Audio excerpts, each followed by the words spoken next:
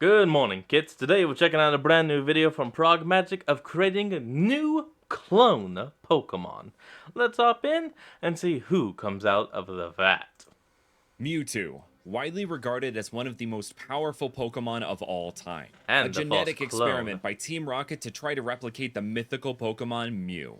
So what if Giovanni didn't stop at Mewtwo? What if he continued his attempts new in guy. other Pokemon labs across the Pokemon world? What if he kept experimenting with Pokemon clones? Hey everyone, Brandon here, and today I'm joined by Master of Pokemon Lore, Birdkeeper Toby, to bring you some genetic abominations cool. through our mutual love of Fakemon and deep lore. There will be even more clones over on Toby's channel, so make sure to go check out that link in the description. After watching this video, of course. All of the art in today's video was done by the incredible Alex Allen, so make sure to go check out their page as well. So let's begin with the mascot of the Pokemon franchise, Pikachu. In this universe, Jesse, James, and Meowth have finally successfully stolen Pikachu from Ash. Taking it straight to Giovanni, they claim it to be an extra powerful Pokemon, and are handsomely rewarded. Hoping to create an army of this special Pikachu, Giovanni orders his scientists to make a perfect clone of it. What Giovanni and Team Rocket have failed to understand is that the power of Ash and Pikachu's bond is what gave this Pokemon its strength. So they went back to the drawing board, and they experimented with its DNA, trying to bring out some of Pikachu's latent psychic powers as seen in the Alolan variant of Raichu, which developed into Pikachu, the spliced Pokemon, a true Pikachu clone. Oh, come on. We just started ad. And we're back. Now let's try this. Electric type, and you can see across its body it has these tubes of electrical current, much like Raichu's wiry tail. They run all along its arms and down its back, and of course the back of its neck. The extra electrons provided by this current and constant flow through the tubing means that it has a psychic brain power that trumps that of Alolan Raichu's. Its eyes glow blue, and a singular thunder-shaped horn protrudes from its head. This is a design trait taken from Gorochu, which is kind of a hidden Pikachu evolution that was supposed to be in Pokemon Red and Blue, but ultimately wasn't programmed in. And of course, the blue eyes come from the special surfing Pikachu Puka from the Pokemon animated series, who ultimately went on to inspire the psychic-type Alolan Raichu. Now, let's take a look at another man-made Pokemon, Porygon, or more specifically, Porygon 2, because they were iterating on this, and they could have made it a Porygon 3, but they didn't. Silph only ever got as far as Porygon Z, a corrupted version of Porygon 2. Porygon 2 was designed to investigate deep space, and Porygon Z was supposed to investigate alternate realities. Luckily, there were some Silph scientists who actually defected and went to Team Rocket. And combining the tech company knowledge of Silph with the biological knowledge of the Team Rocket cloning enterprise, they would have done it. They would have achieved a clone of Porygon 2 that advances on the idea. By taking the DNA and consciousness of a Porygon and moving it into an organic and biological vessel, this allowed it to maintain stability. Using the DNA from the legendary birds of Kanto, this bird is nothing of nature. However, it can now continue this mission of opening up doorways to other realities. This is Porygon 2.2, the virtual reality Pokemon, a normal flying type. It actually doesn't look too bad. Almost looks like what would happen if you took a Porygon and fused it with a Fearow. Being infused with the DNA of the legendary bird... I mean, y'all see it now, can't you? I mean, once I say it, y'all can't unsee it.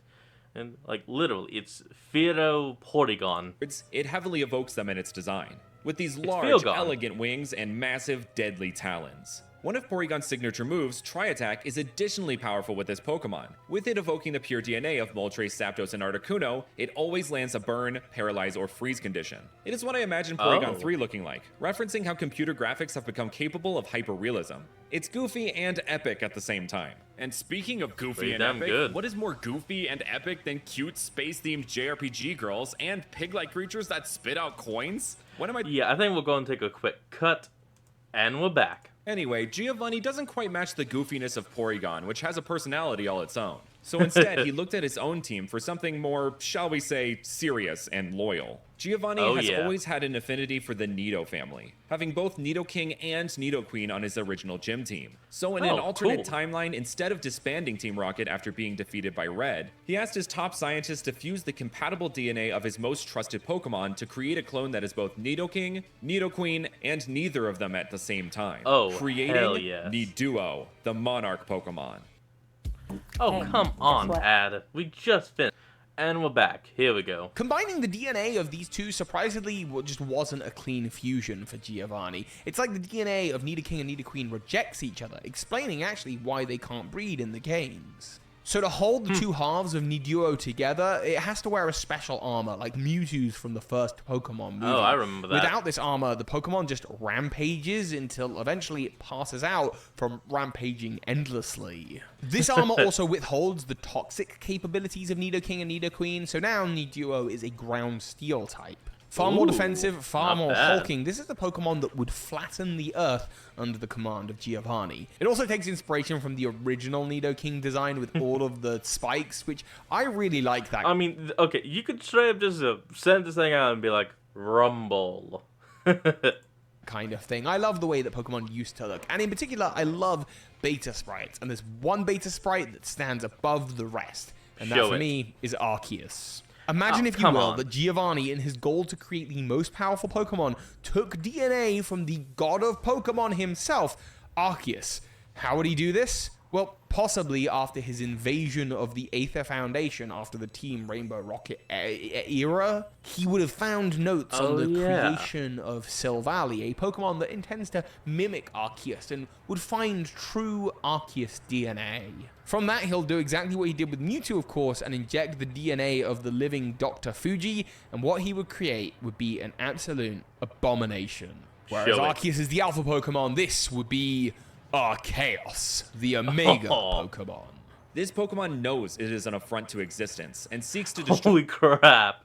Oh, wait, so this thing knows it was made not in God's image, but against God's will. Destroy Arceus and all of its progeny. It holds the power to create micro-universes and black holes with its intangible arms. Arceus knows its quest may unravel reality itself, plunging everything into chaos, but believes it can only be fulfilled by doing so. Its name in itself is a testament to Arceus' destiny. This Pokemon is a humanoid Arceus, referencing the motif of gods creating humans and humans ultimately destroying the gods. This Pokemon's wispiness, eyes, and part of its coloration refer to Arceus' beta sprite, which has been given its own lore by many fans.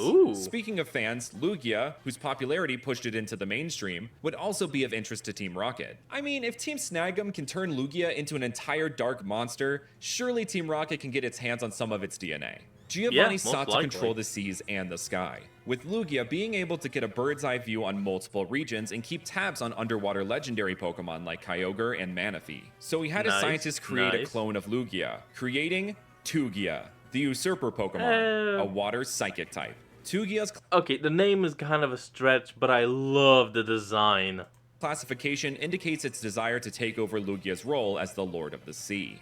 And it may well succeed. There can only be one. Enhanced darker traits. It takes design elements, of course, from XD001, the Shadow Lugia from Gale of Darkness, but you'll also notice it has webbed hands and sails, which means that this Pokemon is able to glide around underwater and traverse the underwater currents more effectively than Lugia.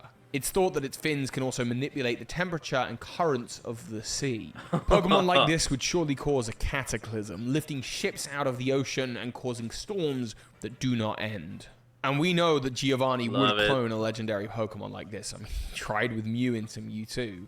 Mewtwo was a failure of epic proportions. Ultimately, the Pokemon was so strong but also so smart, it was able to reason itself out of battling with Mew, a battle that it surely would have won. It destroyed the lab that it was created in, which ultimately meant that Giovanni had to start from scratch. But what if he did? What if he followed in the footsteps and just saw Mewtwo as a byproduct of a process that ultimately would lead to a more powerful Pokemon?